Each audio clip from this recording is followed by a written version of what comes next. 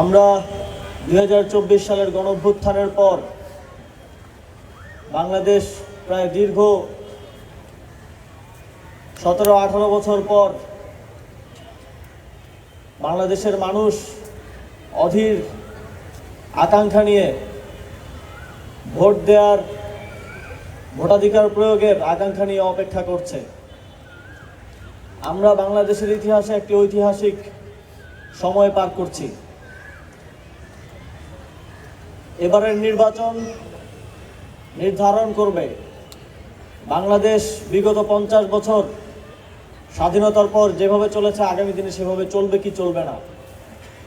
এবারের নির্বাচন নির্ধারণ করবে বিগত 17 বছরে বাংলাদেশের জনগণ যেই কালো অধ্যায়ের মধ্য দিয়ে গিয়েছে আগামীর দিন সেরকম হবে কি হবে না। এবারের আপনাদের ভোটাধিকার নির্ধারণ করবে আমরা যেই অপশাসন, যেই গুণ খুমের রাজনীতি, যেই মুখ চেপে ধরে রাখার রাজনীতি, যেই দুর্নীতি চাঁদাবাজির রাজনীতি দেখে আসছি সেটা সামনের বাংলাদেশে দেখব কিনা। আমরা এবার এমন একটি নির্বাচন দেখতে চাই জনগণকে তাদের ভোটাধিকার এমনভাবে প্রয়োগ করতে আহ্বান জানাতে চাই যাতে করে এই নির্বাচনকে এর মধ্য দিয়ে হওয়া গণতান্ত্রিক উত্তরণকে বাংলাদেশের মানুষ, আমাদের পরবর্তী প্রজন্ম শ্রদ্ধা ভরে স্মরণ করতে বাধ্য হয়। আমরা প্রত্যাশা করি বাংলাদেশের জনগণ গত 17 বছরে দেখেছে, সর্বশেষ 1.5 বছরেও তারা দেখেছে যে 17 বছরে যে ঘটনাগুলো ঘটেছে একটা দলের মধ্যে, যাদের মধ্যে ক্ষমতায় আসার কনফিডেন্স বিল্ড করেছে, তারা সেই 17 বছরের কার্যক্রমেরই এক ধরনের পুনরাবৃত্তি গত 1.5 বছরে করেছে। 17 বছরে ঠিক যেই বিষয়গুলো আমরা দেখেছি, যার কারণে একটা গণঅভ্যুত্থানের পটভূমি রচিত হয়েছে, তার সকল লক্ষণ আমরা সেই দলের মধ্যে দেখতে পাচ্ছি। আমরা তার একটা ডেমো দেখেছি গত 1.5 বছরে বাংলাদেশের মানুষ দেখেছে। বাংলাদেশে গণতন্ত্রের ইতিহাসে যেই ইকুয়েশন 50 বছর 55 বছর ধরে চলে আসছিল, সেই প্রত্যেক ইকুয়েশন এবারের নির্বাচনে ভেঙে গেছে।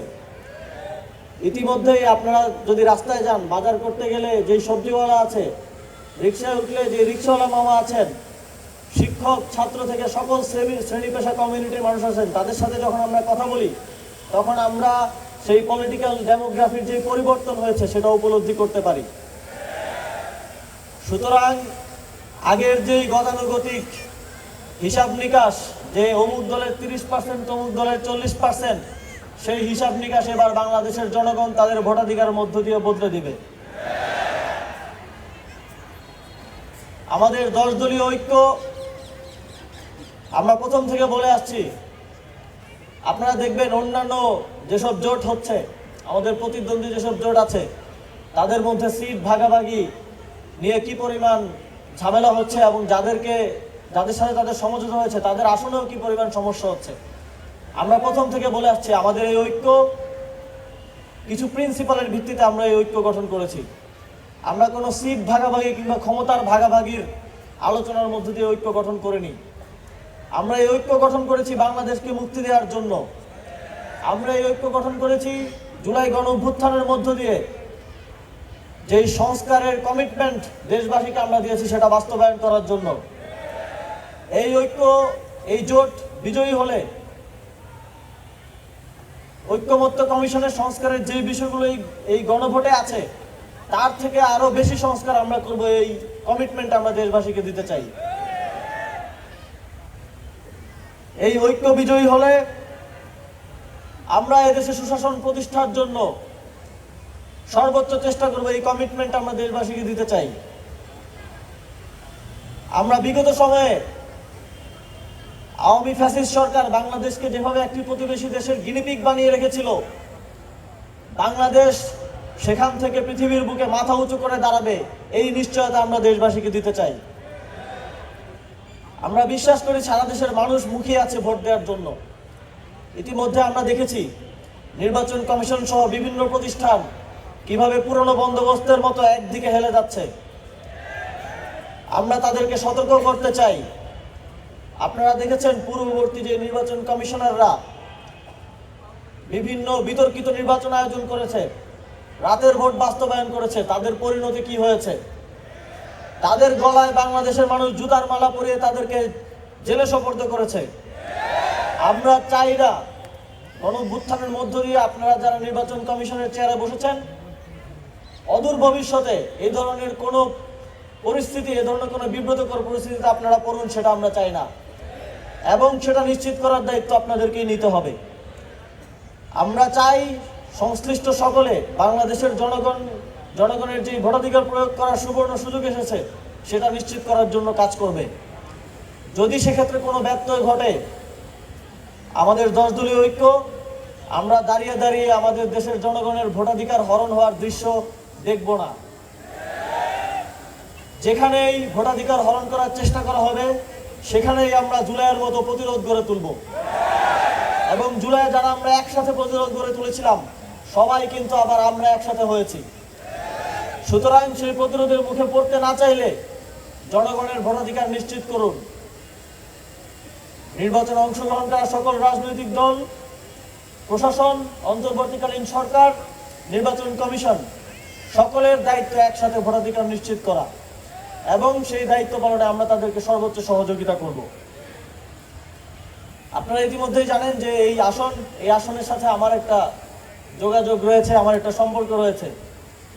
যদিও শেষ মুহূর্তে আমি আমার দলের একটি ক্রান্তিকালে একটি গুরুত্বপূর্ণ সময়ে দলের দায়িত্ব গ্রহণ করেছি এবং নির্বাচন করার সিদ্ধান্ত থেকে সরে এসেছি।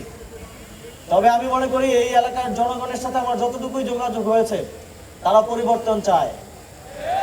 তারা চায় না কোনো চাঁদাবাজ, স্বীকৃত সন্ত্রাস, স্বীকৃত খুনিরা এই আসনে বিজয়ী হয়ে আসুক এবং আবার ত্রাসের রাজত্ব সৃষ্টি করুক। তারা চায় না এখানকার যারা স্বীকৃত মাফিয়া আছে, যাদের নাম শোনা যায়, তাদের সাথে যোগসাজশকারীরা আবার এই আসনে নির্বাচিত হয়ে আসুক এবং জনকল্যাণের পরিবর্তে এখানে আবারও ত্রাসের রাজত্ব তৈরি করুক, দুর্নীতি চাঁদাবাজির রাজত্ব তৈরি করুক।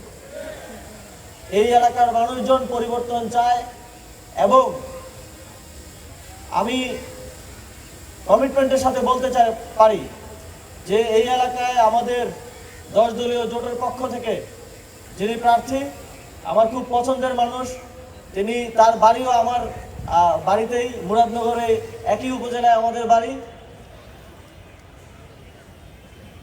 আমাদের ব্যারিস্টার মোহাম্মদ জসিমউদ্দিন সরকার, তাকে ভোট দিয়ে আপনারা জয়যুক্ত করবেন। আপনাদের প্রত্যেকের আগামীর জীবন পরিবর্তন করার জন্য তিনি কাজ করে যাবেন, এটা আমি আস্থার সাথে বলতে পারি। এবং আপনারা যদি এই জোটকে নির্বাচিত করেন, আমরা ইতিমধ্যেই জানি যে ঢাকা 10 আসনের প্রত্যেকটি থানার কিছু স্পেসিফিক সমস্যা রয়েছে। আমরা যখন কাজ করতে গিয়েছি, মানুষের কাছে গিয়েছি, কথা শুনতে গিয়েছি, আমরা দেখেছি হাজারীবাগে কারো জানমালের নিরাপত্তা নেই। সেখানে নিয়মিত মোবাইল চুরি হয়, ল্যাপটপ চুরি হয়, সেখানে রাহাজানি হয়, সেখানে কিশোর গ্যাংয়ের উপদ্রব রয়েছে। আমরা দেখেছি যে ধানমন্ডির মানুষজন একটা সুন্দর পরিবেশ চান, একটা সুন্দর একটা পরিচ্ছন্ন পরিবেশ চান। আমরা দেখেছি যে এখানে রাস্তাঘাটে কিভাবে ময়লা ফেলে রাখা হয়। এখানে ধানমন্ডি সহ এই অত্র অঞ্চলের যে ফুসফুস, এই ধানমন্ডি লেক, এই লেকের অব্যবস্থাপনা আমরা দেখেছি।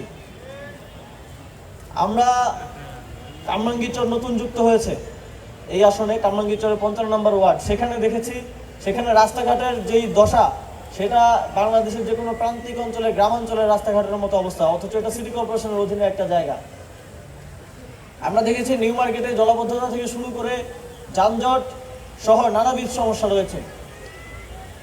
আমি এই সমস্যাগুলো সমাধানে এই আসনের একজন ভোটার হিসেবে এবং এই আসনের একজন নাগরিক হিসেবে আমি আমার আস্থাটা ব্যারিস্টার জসিমউদ্দিন সরকারের উপরে রাখবো এবং আমি প্রত্যাশা করবো আপনারাও তাকে আস্থা রাখবেন, তাকে ভোট দিয়ে জয়যুক্ত করবেন। এবং আমরা 10 দলীয় জোট যেই কল্যাণমূলক রাষ্ট্র গঠনের প্রতিশ্রুতি আপনাদেরকে দিচ্ছি, আপনারা জানেন ইতিপূর্বে আমরা আমাদের প্রতিশ্রুতি ভঙ্গ করিনি, ভবিষ্যতে আমরা ভঙ্গ করব না এবং একটি সুন্দর বাংলাদেশ, নতুন বাংলাদেশ এবং যে সেকেন্ড রিপাবলিক গড়ার স্বপ্ন নিয়ে জুলাই গণঅভ্যুত্থানে শত শত তরুণরা জীবন দিয়েছে, সেই বাংলাদেশ গড়ার জন্য আমরা ঐক্যবদ্ধভাবে সামনের দিনেও কাজ করে যাব। এই প্রতিশ্রুতি আজকে 10 দলীয় ঐক্য জোটের পক্ষ থেকে আমি আপনাদেরকে দিচ্ছি।